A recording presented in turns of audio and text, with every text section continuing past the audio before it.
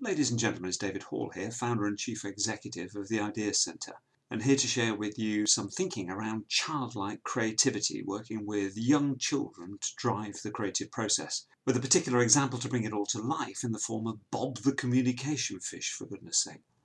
First of all, we need to start by defining what we mean by creativity, and here we talk about the generation of ideas that are both novel and useful.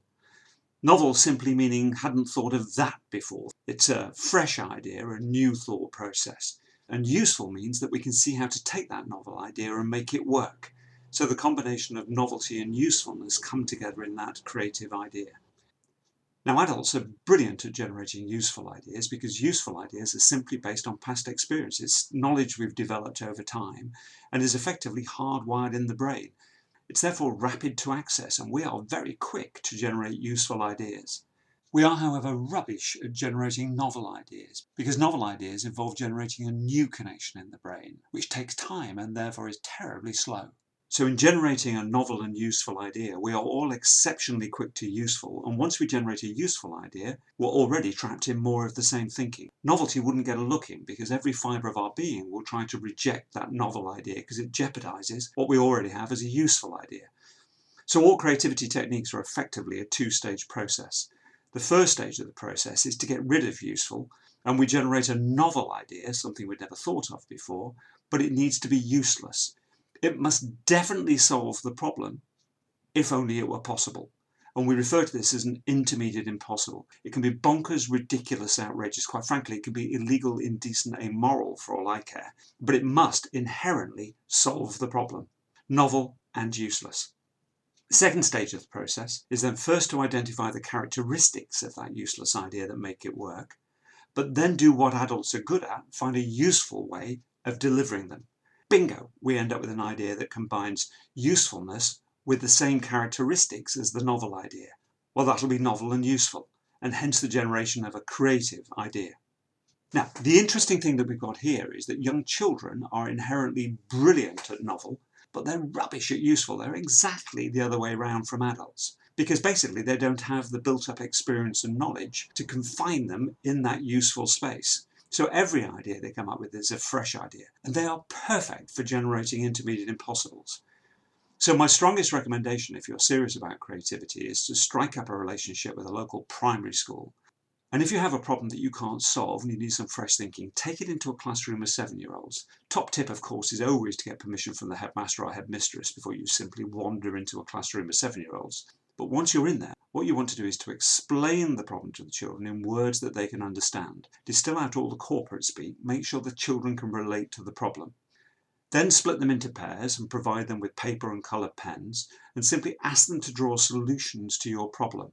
And then brace yourselves, because what you're about to get is a torrent, a flood of novel thinking, fresh thinking that adults would never have generated. And after about 10 minutes, this technique doesn't take long. Say thanks to the kids, explain to them what the process is going to be. And then you and a colleague, maybe over a cheese and pickle sandwich over lunch with a cup of tea, work through the drawings, because every one of those drawings is simply a metaphor for something in the real world. What we need to do as adults is take the kids' novel ideas and then do what we're good at. Find a way of making them useful. Bingo! Every one of the children's drawings is effectively the starting point for the generation of a novel and useful, i.e. creative, idea. Can't fail. It works every single time. Now, just to bring it to life, let me give you a real-life example that we had some time back. I've been working with an engineering company who had a communication problem. They were getting negative feedback from staff surveys where staff were suggesting that they were quite poor at in-house communication. And the organisation had been trying for a number of years to try and address the problem, but repeated staff surveys came up with the same response. Now, as we sat there in a meeting room and look out of the window, you're more or less looking into a local primary school, and a number of the staff at the organisation had children in the primary school. So I asked permission from the headmistress, and the learning development manager from the organisation and myself went into a classroom of 7-year-olds and basically asked for their help. The age is key. 5-year-olds don't have the attention span to do the work. 10-year-olds are already trying to be adults and therefore losing their creativity. Schools love this kind of thing. It has a brilliant impact on building self-esteem for the children and provides outstanding business role models, something they wouldn't otherwise get. So we simply described the problem as this. We said we had a huge factory with loads of people in it. Spare them the detail. It didn't really matter what the technology was we were using, how many people, what the conditions were. It didn't matter at all. It was simply a huge factory with lots of people. And we asked them, how would you make sure that everyone in the organisation knows what is happening all of the time? Simple definition of the problem statement in terms that they could understand. We gave them pen and paper, broke them into pairs, and asked them to draw solutions. Woof, the room takes off.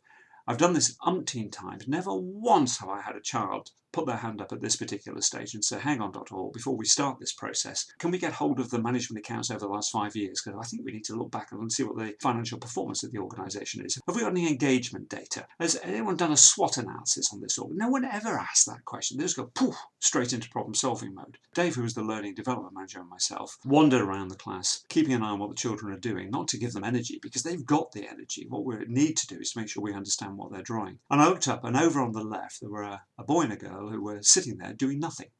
They sat there, arms crossed, just watching everyone else. They weren't talking, they were just watching what everyone else was doing. This was about 2 minutes into the task. So I wandered over and I said to the two children, I said, are you guys all right? And they said, yeah, we've finished.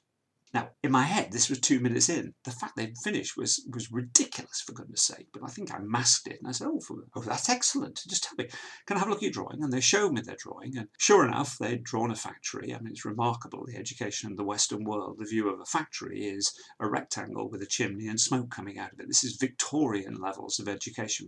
And there were lots of people in it. There were all stick-man people in there. And I said to them, well, I can see the factory and I can see the people, but how are you going to solve the problem? And they highlighted to me something that I thought was a badly drawn man with no arms and no legs. And they said, no, that's the communication fish called Bob. This was Bob the communication fish. So I said, Park, can you explain this to me? I need to understand this. And they said, yeah. They said, no problem here. It said, if anyone in the organisation has a problem with communication, all they have to do is call Bob the communication fish over. Bob swims over to them and says, what seems to be the problem? They explain the problem to Bob, who listens very carefully, and once he's heard and digested, says, right, I'll go and solve that problem for you. Swims off and solves the problem. Bonkers. Ridiculous. For goodness sake, two things here. A, fish can't speak. I mean, they hadn't seen Hitchhiker's Guide to the Galaxy. This predates. They're not old enough to understand the concept of the Babel fish. Completely fictitious anyway. And the whole idea of swimming through a 45,000 square foot factory is just beyond absurd. But hang on, we're adults. Suspend judgment. Step away from the problem for a second and just look at the solution. If only Bob the communication fish could exist, would he solve the problem? Well, yes, he would. It is a perfect intermediate impossible, novel and useless. So, at the end of the exercise, Dave and I gathered all the paperwork together, said thanks very much indeed to the kids, said we'd go and provide them feedback after the event. We'd crossed the road and had a sandwich lunch. Worked our way through the drawings that the children had generated, and top of the pile was Bob the communication fish. What we had to do was convert it to something in the real world that would make sense. And after about 5 or 10 minutes conversation, an idea emerged the like of which I'd never seen before, but which in retrospect seems blindingly obvious. I would install this in any organisation of any substance that I was associated with. And the concept that came out was communication ambassadors. What we decided we were going to do every 3 months is pick 3 people at random across the 450 staff. And for that month, they would be communication ambassadors across the organisation. This was on top of their day job. Think milk monitors. We just stepped outside of a primary school. I mean, we were inspired by a completely different culture. So every month, 3 people at random from the 400 staff would be picked as the communication ambassadors. We'd publicise who they were via the intranet, so everyone understood who the communication ambassadors were for that month. And anyone who has a communication problem of any type simply has to call one of the communication ambassadors over, explain the problem to them, and the communication ambassador's task was to go away and try and solve the problem. At the end of that month, all those communication ambassadors would step down and 3 more would step up. 450 staff. That kind of means that once every 150 months, you would have to be a part-time communication ambassador. Hardly a drain on time and energy. And clearly a high-profile vehicle for driving in-house communication. There is no way staff could criticise the organisation for not taking in-house communication seriously. After all, before long, they're going to be playing an active role themselves in addressing that communication issue. And if a communication ambassador couldn't solve the problem properly, not a problem, as they step down, someone else steps up. All the originator of the problem has to do is take another communication ambassador and share it with them, and they have another stab at solving it.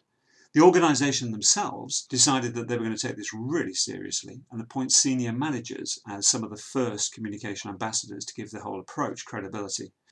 What's more, they went even further than that, and as a nod in the direction of the primary school, the deal was that anyone who plays a communication ambassador role in a month must be referred to by the name Bob. Perfect creative outcome.